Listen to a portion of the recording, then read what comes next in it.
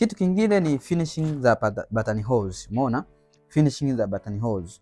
Sio unatoboa hizi matundu, unaacha vinyuzi vina tabakaa humu, yani ovyo, yani bururu kabisa. Umeona? Hizi button holes hii. Umeona kwa mfano kama hii. Button inakuwa nzuri. Sasa unaweza kama una mashine ambayo inakuruhusu wewe kutumia tanzi yako nzuri kama hii, sawa. Lakini kama una mashine unaweza kutumia mkono. Unajua button ya mkono inakuwa inakaa vizuri zaidi. Kwa hiyo ndiyo inaitwa finishing za button holes. Hiyo muhimu sana. Na kwenye mikono kama unaweza kaweka button holes kama hivi, inaita hizi hapa, inaita mvuto fulani hivi. Kwa hiyo inaonekana koti yako ni pro, ni baseball. Kwa hiyo unajitahidi sana button holes zako zisiwe na manyuzi nyuzi. Hata kama umetumia cherehani, jitahidi ukate alafu uchome vinyuzi nyuzi vyote hivi ambavyo vinazubazuba hapa, ili upate kitu neat, upate kitu kizuri. Jitahidi sana sana sana.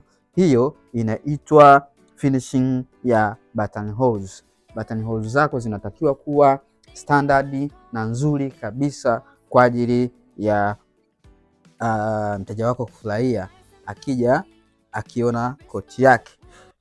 Kitu kingine ni kitu cha mwisho kabisa ni jinsi ya kupiga pasi ya kabla hatujafika jinsi ya kupiga pasi ya mwisho, ni kitu kingine ni finishing ya ndani na finishing ya nje.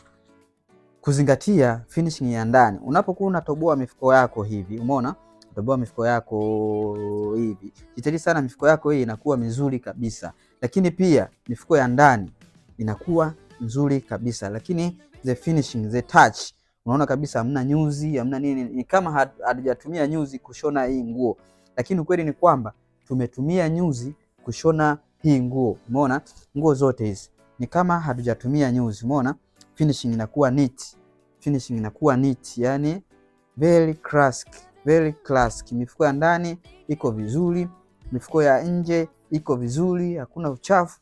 Kwa hiyo muonekano wa ndani pia unatakiwa kuzingatia na muonekano wa nje, yani jinsi koti inavyoonekana kwa ndani. Mtu akilifunua kwa nje pia kwa ndani pia avutiwe kulitazama. Sio koti linaonekana zuri nje, lakini ndani mpaka unatamani kulia, kwa nini koti liko hivi? Umeona, sio koti linaonekana tu zuri huku nje, lakini kwa ndani sio zuri.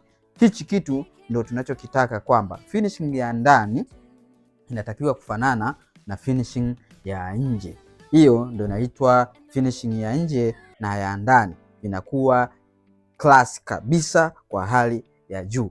Sasa kitu cha mwisho hiki ambacho nilikuwa nakizungumza, kitu cha mwisho ndio hicho sasa, pasi ya mwisho. Hebu tuenzetu sasa kwenye pasi, tukaone namna gani ambapo tunatakiwa kutumia pasi yetu ya mwisho. Njia nyingine ni ya kutumia kitambaa, inaitwa press cloth. Hiki ndio kitambaa chetu, naona kilivyo.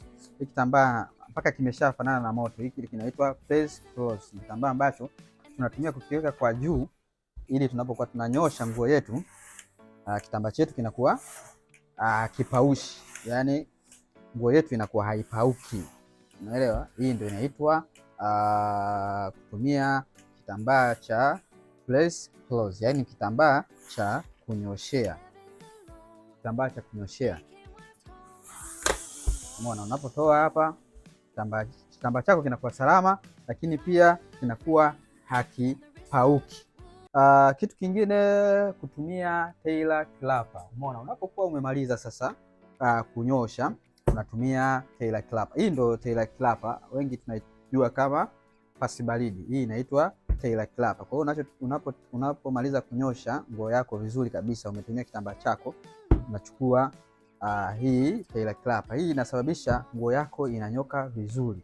Hata kama ukiwa umenyosha nguo yako vizuri, hebu tumia mfano, sehemu ambayo hujatumia hii pasi baridi na sehemu ambayo umetumia pasi baridi, utaona tofauti kwamba sehemu ambayo umetumia pasi baridi imenyoka vizuri kuliko sehemu ambayo haujatumia pasi baridi.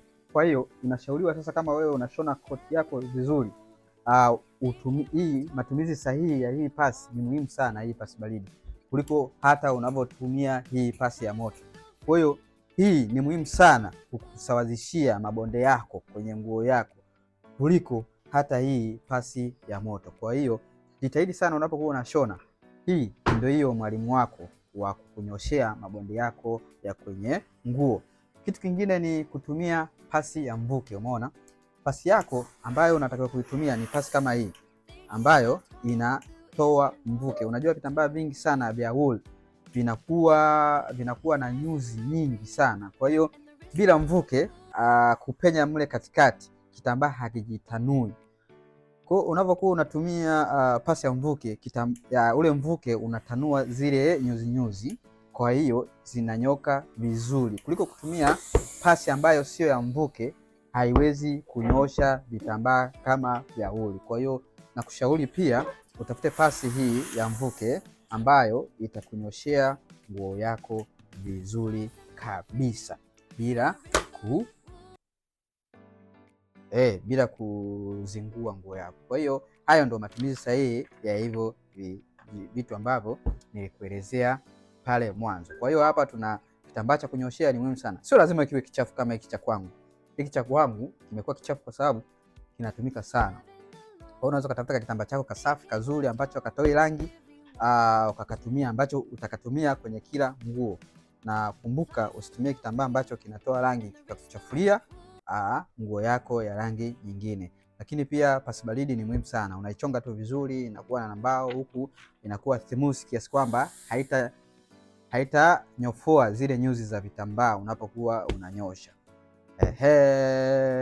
Lakini pia mvuke press. Yes, kuna kitu niliwaambia pale kwamba kuna tofauti kati ya kunyosha na kupress, yani kuiron na kupress. Kunyosha ni hivi ndo kunyosha, yani kuiron. Lakini kupress unakuwa unanyanyua pasi, unanyanyua pasi, unapiga mvuke, unanyanyua pasi, unapiga mvuke, unanyanyua pasi, unapiga mvuke. Hata unapokuwa unagundisha, labda tuseme tunagundisha, kwa mfano tunagundisha hivi, umeona hapa, tunapokuwa tunagundisha hii tunagundisha hivi. Kwa hiyo njia sahihi ya kugundisha ni kuplace, sio kunyosha. Unaacha pasi unanyanyua, unaacha pasi unanyanyua, unaacha pasi unanyanyua. Hiyo inasaidia. Kwa mfano kama kitambaa chako kinavutika, hakiwezi kuongeza vipimo, kwa sababu unapokuwa unanyosha hivi unakuwa unatanua zile nyuzi. Kama kitambaa chako kinavutika, kinazidi kuongezeka zaidi. Kwa hiyo unajikuta unamaliza nguo yako tayari ishakuwa kubwa kuliko vipimo vyako ambavyo ulikuwa umekata mwanzo. Kwa hiyo jitahidi sana unapokuwa unagundisha au unanyosha nguo yako, uikague kwanza. Je, hii nguo inavutika? Na kama inavutika je, natakiwa kufanyaje? Natakiwa kunyosha au natakiwa kupress? Kwa hiyo kupress unakuwa unatoa pasi unanyanyua, unatoa pasi unanyanyua, unatoa pasi unanyanyua. Lakini kunyosha ndo huku sasa. Kunyosha ndo tulizozoea. Kwa hiyo jitahidi sana, soma kwanza aina ya kitambaa chako. Kama kinavutika unatakiwa kupress. Kama hakivutiki basi unaweza kuendelea kunyosha kama kawaida. Kwa hiyo hizo ndo mbinu ambazo unatakiwa kuzifanya unapokuwa unatengeneza koti yako kali ili iweze kunyoka vizuri. Kwa hiyo finishing kali ndio inamfanya mteja wako asijutie hata shilingi moja ambayo ameitoa kwenye nguo yake. Kwa hiyo tujitahidi sana tutengeneze nguo ambazo zina finishing kali nje na ndani. Tuzingatie namna ambavyo tunatakiwa kumridhisha mteja wetu, kwa sababu mteja anatoa hela, anatarajia kitu kizuri, na sisi kitu kizuri tunakipata kwenye kuzingatia finishing kali. Of course tunashona, lakini tunapokuwa tunashona tujitahidi sana manyuzi yale tuyakate, tunyoshe vizuri kwa kupata kile kitu ambacho tunakipanga. Tufanye kila kitu kwa usahihi na mteja wetu atafurahia kazi zetu. Tunatamani Tanzania nzima tuwe mafundi kabisa.